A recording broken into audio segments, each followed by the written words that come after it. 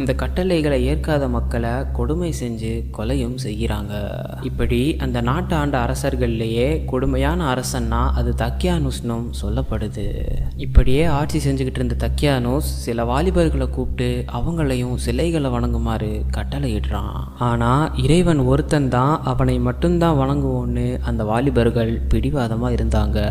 அப்போதைக்கு நல்ல குணத்தில் இருந்த தக்கியானூஸ் அந்த வாலிபர்களுக்கு சில கால அவகாசமும் கொடுக்குறான். நல்ல ஒரு முடிவாக எடுத்துட்டு திருப்பியும் தன்னை வந்து பார்க்கும்படி அனுப்பி வச்சிடறான். இதை கேட்டு அந்த வாலிபர்களும் திரும்பி வந்துடுறாங்க.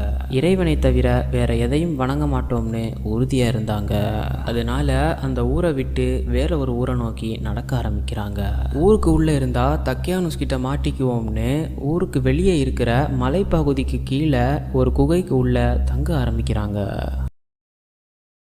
இப்படி இவங்க அந்த குகைக்கு போய்கிட்டு இருக்கும்போது இவங்க கூட ஒரு இடையரும் அவர் கூட ஒரு நாயும் இவங்க கூட சேர்ந்துக்குது. இவங்க எல்லாரும் அந்த குகையிலேயே தங்க ஆரம்பிக்கிறாங்க. அந்த குகையில தங்கினபடி இறைவனையும் வணங்க ஆரம்பிக்கிறாங்க. இப்படி இவங்க எல்லாருமே குகையில தங்கிக்கிட்டு இருக்கும்போது உணவு வாங்குறதுக்காக மட்டும் ஒருத்தரை நகரத்துக்கு அனுப்புறாங்க.